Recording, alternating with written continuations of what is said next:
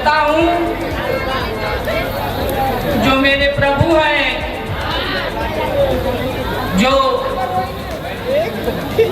दीन जनों के रक्षक हैं, दीन बंधु हैं, करुणा निधि हैं, करुणा के सागर हैं, ऐसे प्रभु के कमलवत चरणों के दर्शन करूंगा।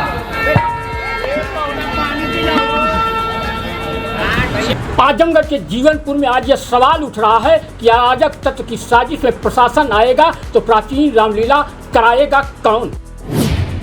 क्योंकि भगवान राम की कथा यानी रामायण बगैर रावण के पूरी नहीं होती।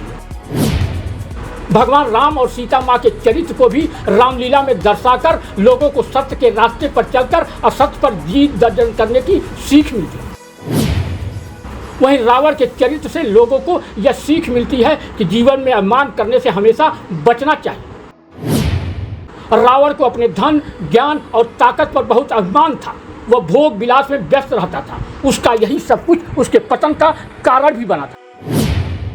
रावण के चरित्र से यह भी सीख मिलती है कि जीवन में कभी किसी को तुच्छ नहीं समझना चाहिए। रावण ने लक्ष्मण को ज्ञान देते हुए यही कहा था।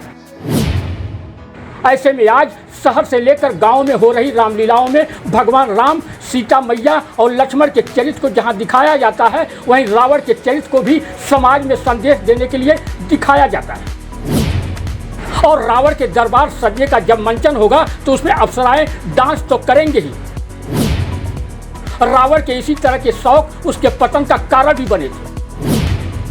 रामलीला के मंच पर जब रावण के इस तरह के चरित्र को कलाकार पर्दे पर दिखाते हैं तो अराजक तत्व वीडियो वायरल कर रामलीला को बंद करने की साजिश में भी जुट जाते हैं। ऐसा ही कुछ अराजक तत्व आजमगढ़ में जीवनपुर में चल रही रामलीला को बंद कराने की साजिश कर रहे हैं और रावण के दरबार को पुराना वीडियो सोशल मीडिया पर वायरल कर रामलीला कमेटी के पदाधिकारियों की मुसीबत बढ़ा रहे हैं।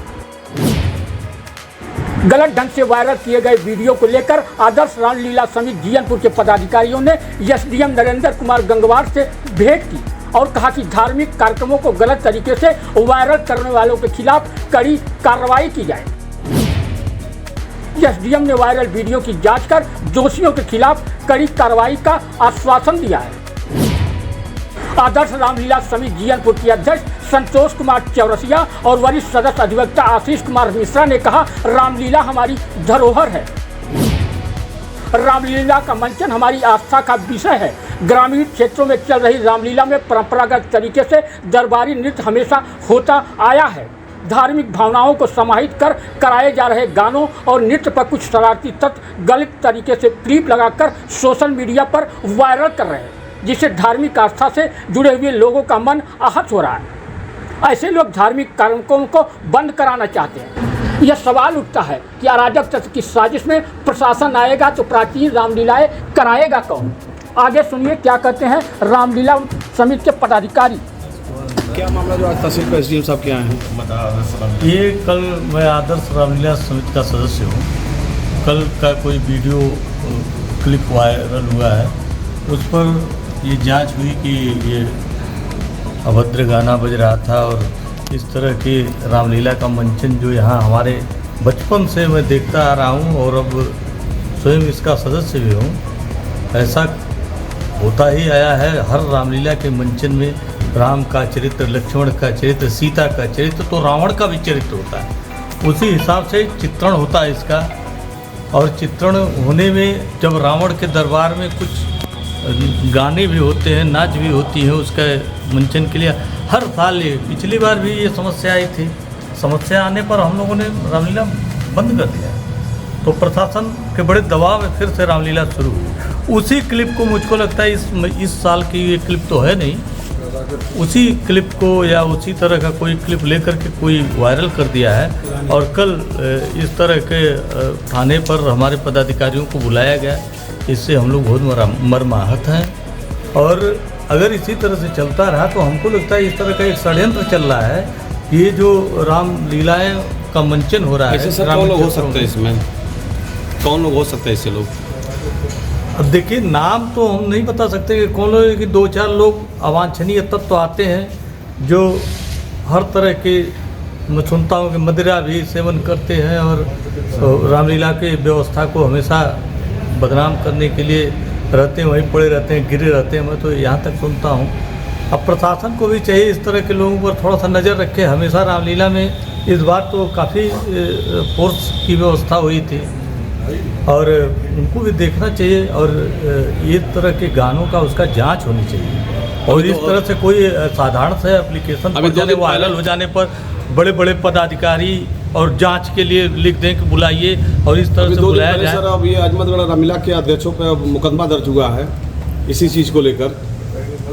और वहाँ अजमतगढ़ के क्या प्रकरण था मैं बहुत अच्छी तरह से नहीं जानता हूँ कि क्यों उसका FIR हुआ है। मैं चाहता हूँ, मैं प्रशासन से भी यही मांग करता हूँ कि या तो वो गाइडलाइन बना दें कि क्या होना चाहिए क्या नहीं होना चाहिए, या तो वही रामलीला का मंचन का एक कोई गाइडलाइन जारी कर दें कि इस तरह का नहीं होना चाहिए, इस तरह का होना चाहिए। अच्छा सर, जो आज ये क्लिप न्यूज़ मीडिया में चाहे यहाँ सोशल मीडिया में चल रही है, उस क्लिप को लेकर आप क्या कहना चाहेंगे? ये क्लिप आज की है या बहुत पहले की है?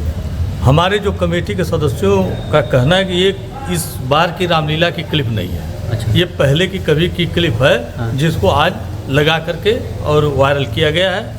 तो मतलब कि आपका कहना मतलब कि आदर्श रामलीला समिति को बदनाम करने के लिए ऐसा किया जा रहा है? बिल्कुल ऐसा किया जा रहा है। आदर्श रामलीला समिति को बदनाम करने के लिए किया जा रहा है। हाँ। और कुछ लोग चाह रहे हैं कि रामलीला बंद हो जाए। हाँ। और राम का चरित्र और लक्ष्मण का चरित्र इस पूरे भारतवर्ष से समाप्त हो जाए। लेकिन रामलीला जो है जो आप लोग दिखाते हैं लोगों को, जो कि अपने देश की जो संस्कृति है, जो अपने देश की धरोहर है, उसको आप लोग आगे लाते हैं, उसको आप लोग जो कि एक रंगमंच के द्वारा जो है लोगों तक पहुंचाने का कार्य करते हैं। तो ऐसे जो तत्व हैं जो इसको जो है बदनाम करने का प्रयास करते हैं, तो इनके ऊपर क्या एक्शन आप लेना चाहेंगे?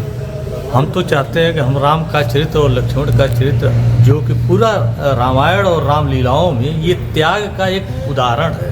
ये समाज में इस तरह का त्याग, भाइयों के बीच इस तरह का प्यार, एक दूसरे के लिए कुछ भी न्यौछावर करने के लिए तैयार, सीता का इस तरह का त्याग कि सब कुछ होते हुए राजा जनक की पुत्री और दशरथ की पुत्र वधू होने के बाद भी वो जंगल में जा कर के रहना, इस तरह के त्याग को हम लोग बार बार दिखाते हैं ताकि समाज के हमारे जो सदस्य हैं वो उनको देख करके उनके हिसाब से अपने को भी बदलें और उसी तरह का समाज माहौल बने।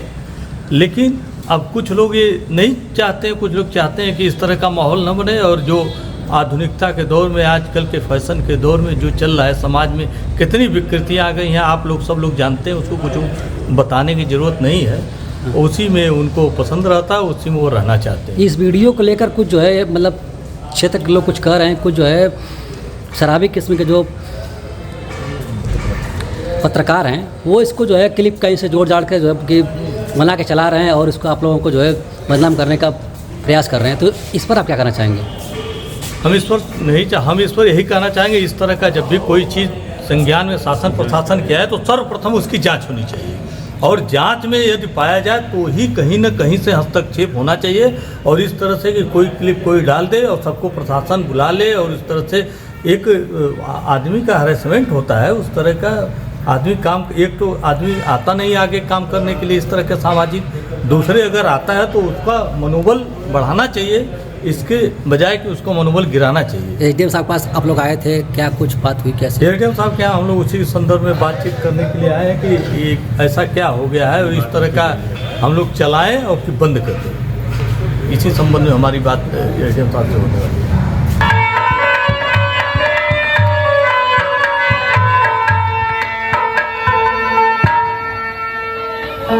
अब मैं चलता हूँ, जो मेरे प्रभु हैं, जो दीन जनों के रक्षक हैं, दीन बंधु हैं, करुणा निधि हैं, करुणा के सागर हैं, ऐसे प्रभु के कमलोच्चरणों के दर्शन करूंगा। चरण चली